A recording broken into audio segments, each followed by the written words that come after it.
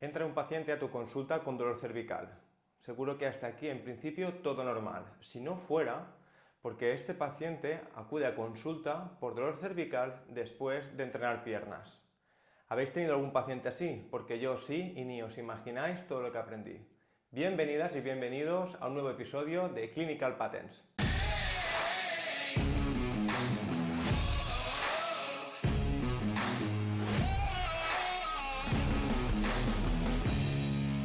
No me gusta aparecer en redes sociales con pacientes reales. Sin embargo, mis alumnos valoran muchísimo que les explique casos clínicos reales. Así que este vídeo va a ir sobre eso. Hablamos sobre este paciente con dolor cervical de unos 20 años que acudió a nuestra consulta porque entrenando un día piernas, era la primera vez que acudía al gimnasio, notó un fuerte clac en la zona cervical seguido de un dolor intenso que hizo que parase de entrenar y tuviese que irse a casa. Durante 2 semanas este dolor fue constante, de día y de noche, aunque se iba atenuando con el tiempo. Sin embargo, siempre que intentaba realizar elevaciones de brazos o flexiones anteriores, el dolor se agravaba muchísimo. A las 2 semanas, el dolor en el día a día se le había pasado y el paciente pensó que era oportuno volver a empezar a entrenar. Por supuesto, el primer día ya os podéis imaginar. Le tocó piernas, volvió a sentarse en la misma máquina que la primera vez y al cogerse con los brazos para empujar con las piernas hacia arriba, notó de nuevo ese dolor súbito, esta vez sin el clac, que hizo que se planteara la posibilidad de acudir a una consulta de fisioterapia. Por supuesto, en la primera vez y la segunda, cuando hizo el entrenamiento, me comentaba el paciente que había entrenado por encima de sus posibilidades. Había tirado muchísimo peso con las piernas, lo que lo había obligado a cogerse muy fuerte de la máquina y hacer fuerza hacia adelante, incluso con el tronco, para intentar ayudar a las piernas en la elevación de peso. Llegados a este punto tenéis dos opciones. Podéis hacer como en los libros de aventuras que había antes, cuando nosotros éramos jóvenes, en los que puedes pasar hacia el final del vídeo y ver el resultado de lo que aconteció en esta visita. O puedes esperarte a ver todo el vídeo y te prometo muchísimas cosas para aprender y además un viaje en el tiempo. Si os dais cuenta, en la anamnesis que hemos explicado, que es la historia subjetiva que nos contó el paciente, ya hay dos cosas que a mí me llamaron muchísimo la atención. En primer lugar, sabéis que hay algunas guías clínicas, como la Sea Canadian Spine Rule, que nos habla, entre otros ítems, de dolor en la zona media de la columna, así como imposibilidad para hacer rotación bilateral de más de 45 grados, para derivar a este paciente a hacerse una radiografía. Que sí, que ya lo sé, que estas guías, en teoría, son por traumatismos, pero aún así me lo dejé apuntado en la cabeza. En segundo lugar, otra cosa que me llamó muchísimo la atención fue cómo era posible que este paciente con dolor cervical lo que más le agravaran los síntomas fueran la elevación de brazos. Esto no me cuadraba en absoluto con síndromes cervicales como un síndrome discogénico, un síndrome facetario o otra posibilidad que podríamos haber pensado en el caso de causa de dolor cervical. Pero lo más extraño de todo es que durante la entrevista el paciente era capaz de realizar rotaciones de cuello sin ningún tipo de problema, muy por encima de los 45 grados y sin ningún tipo de reproducción de dolor. Después de esta primera entrevista, realizamos la exploración física que os explicamos a continuación. La exploración física, ya sabéis, empezamos siempre por la observación visual. En este caso, el paciente tenía una espalda relativamente normal. La cabeza parecía un poco anteriorizada, pero no era nada del otro mundo. Lo que sí que nos llamó la atención fue que se podía apreciar a simple vista un cierto edema situado alrededor de C6, T2, en la zona media cervical. En cuanto a la movilidad activa, aunque los últimos grados es verdad que eran levemente dolorosos, un 3 sobre 10, y que al realizar movilidad pasiva podía aumentar un poco, alrededor de un 5 sobre 10, no era lo que más le reproducía la intensidad al paciente. Cuando vimos la movilidad de hombro, aquí cambió la cosa, porque el paciente no era capaz de pasar más o menos de unos 40 grados sin notar un dolor que ya se situaba sobre el 8 sobre 10. Con la movilidad pasiva de hombro, el dolor, sin embargo, parecía que bajaba un poco.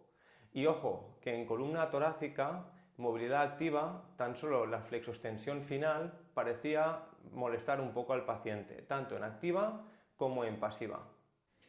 Y ahora sí, Una cosa que siempre hacemos en fisioterapia lo primero y que debería quedarse en lo último, la palpación. ¿Por qué? Porque al final, aunque nos pueda dar algo de información, es muy poco fiable para sacar conclusiones. Cuando cogimos al paciente y empezamos a realizar presiones posteroanteriores suaves sobre espinosas, desde C6 hasta T1 el paciente describía un dolor muy intenso. De hecho, no fuimos demasiado exigentes con esta valoración porque ya nos imaginábamos que iba a ser bastante dolorosa. Y cuando con una presión suave ya reproduces mucho dolor en el paciente, no hace falta ir más allá. Entonces, ¿qué? ¿Seguimos pensando que este paciente tenía algo cervical? Para contestar a esta pregunta nos vamos a un paper de 2006 que salió publicado sobre una ciudad romana que se conocía como Julia Augusta Faventia Paterna Barcino, también conocida a día de hoy como la ciudad de Barcelona. Allí podemos encontrar la plaza Villa de Madrid, donde se encuentra una necrópolis romana que aquellos que tengáis la suerte de vivir en la capital catalana podéis visitar porque además se ve a simple vista, está al aire libre. Como os decía, en 2006 se hablaba de una característica muy especial que había aparecido durante la exhumación de uno de los restos que se encontraba en esta necrópolis. Estamos hablando de los restos de una persona que vivió hace 2000 años en la ciudad de Barcelona, en la actual ciudad de Barcelona, y que presentaba una característica que se encuentra muy pocas veces cuando se realizan estos tipos de trabajos arqueológicos. Y puede ser porque las espinosas en general suelen presentar un mal estado de conservación o por la metodología propia de la investigación. Como veis en la imagen aparece esta vértebra con esta fractura, la cual además presenta algunos signos de regeneración. De hecho, había hecho como una neoarticulación en la zona del callo de fractura.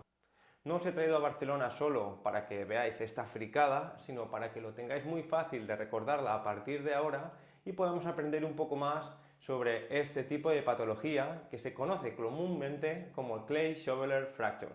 Aunque no he encontrado muchos datos, es importante hablar sobre la epidemiología, porque nos va a ayudar a identificar con más facilidad los pacientes que potencialmente podrían tener este tipo de patologías. En este caso hablamos de pacientes que o bien están exponiéndose de forma continuada a trabajos físicos muy demandantes con una postura de flexión cervical mantenida, o bien son pacientes que, no siendo habitual este tipo de trabajos, se han expuesto de forma puntual.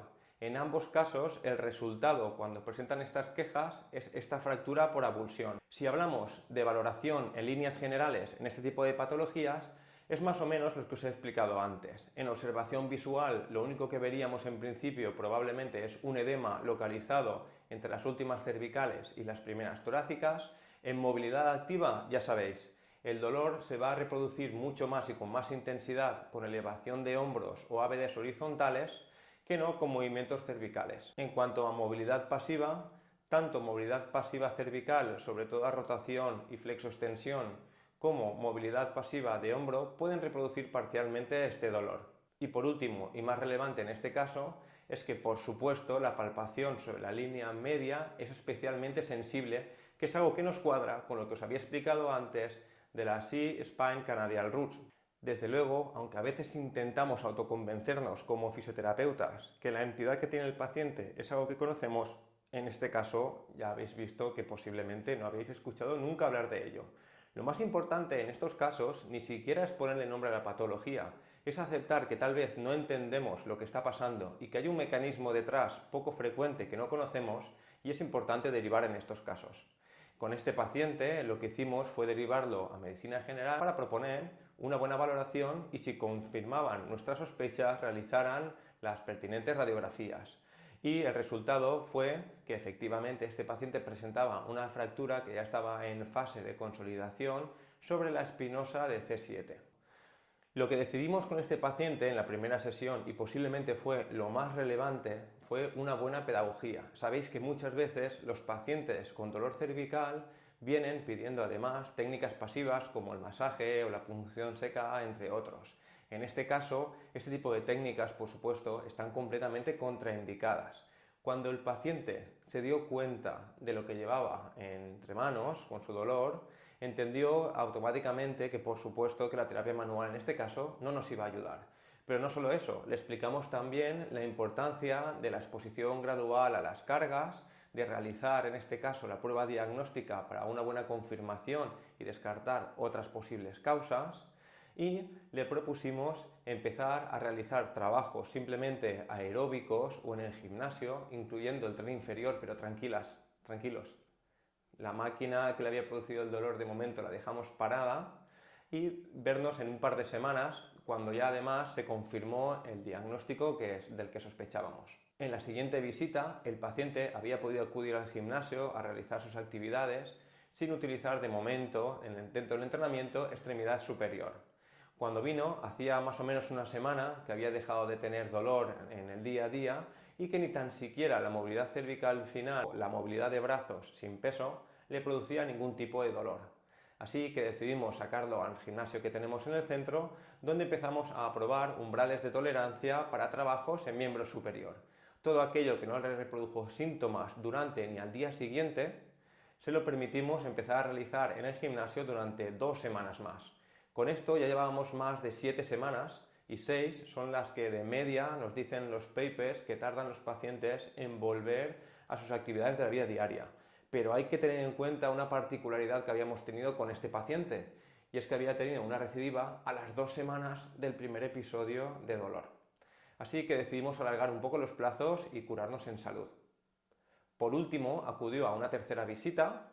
En esta pudimos ver que era capaz de realizar cualquier tipo de movimiento de brazos sin ningún tipo de reproducción de dolor cervical y lo expusimos al propio ejercicio que le había provocado el dolor. Le explicamos que tampoco era necesario apretarse a muerte cuando trabajamos piernas, cogiéndonos de estos agarres con la máxima fuerza posible, y aunque no solemos dar muchas indicaciones sobre posturas porque pensamos que muchas veces puede tener un contenido muy nocébico, en este caso sí que parecía relevante por el mecanismo lesional explicarle al paciente que una postura más relajada de hombros era importante para el entrenamiento de piernas y, por supuesto, regular las cargas cuando empezamos en el gimnasio, que siempre vamos con muchas ganas. Es muy saludable, pero está bien empezar un poco por debajo de nuestras expectativas porque por lo general las primeras semanas suelen ser bastante dolorosas. Bueno, espero que os haya gustado este primer caso clínico de Clinical Patterns. No sé si habíais tenido pacientes con esta patología o no en vuestra consulta. Me encantaría que me dejarais comentarios debajo en el vídeo para saber si lo habéis tenido, cómo lo manejasteis, cómo llegasteis al diagnóstico, qué características presentaban, sobre todo cuál fue el mecanismo lesional. Además, en este vídeo hemos aprovechado para repasar un poco lo que veíamos en el primer vídeo. Os dejo aquí arriba el enlace sobre los 5 bloques para poder realizar una buena valoración musculoesquelética en fisioterapia. Recordad, si queréis ayudarnos en el proyecto, no os olvidéis de suscribiros al canal, darle like y sobre todo compartir la información si os ha parecido útil. Nos vemos en el siguiente episodio. Un abrazo.